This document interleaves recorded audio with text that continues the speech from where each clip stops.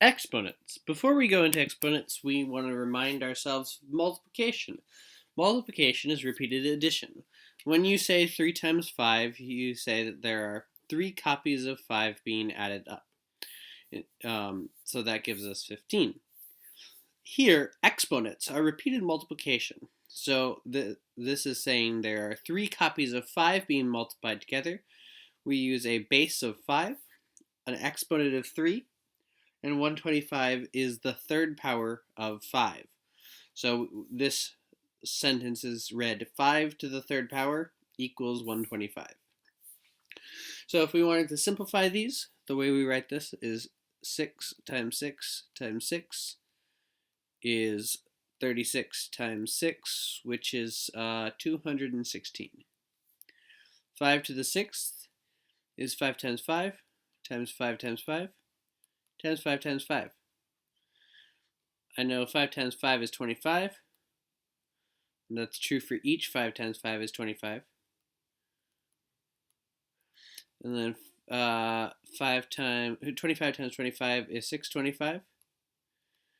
And 625 times 25 is 13,225. All right, negative 3 to the 4th. The 3 to the 4th, the 4 only applies to the 3, the way this is written. So it's negative 3 times 3 times 3 times 3, which is negative 9 times 3 is 27 times 3 is 81, negative 81. 1.2 squared is 1.2 times 1.2, which is 1.44. When you see something like this, we treat the exponent first. Order of operations says we do the exponent first before multiplying. Same thing here. We're going to do the exponents first before subtracting. So 8 to the third is 8 times 8 is 64. Times 8 is 250. No.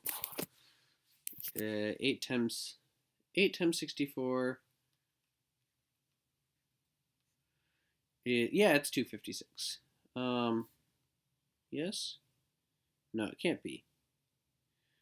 512. 512 minus 3 to the 5th is 81 times 3, which is 243. And when we subtract these, we get 229. Is that correct? I think it's correct. Let me do it out correctly. 512 minus 243. See, there's no shame in going back and actually looking at what it is. So 12 minus 3 is 9.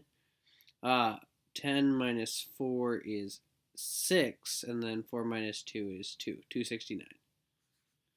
There we go. 7x squared is 7x times 7x. And by the commutative properties, we can say this is 7 times x times x, or 49x squared. And we're not going to go through the entirety of this last one, but it's worth noting that this is x plus 10 times x plus 10. This last one is not completely simplified, but it is more simplified than it started. Thank you.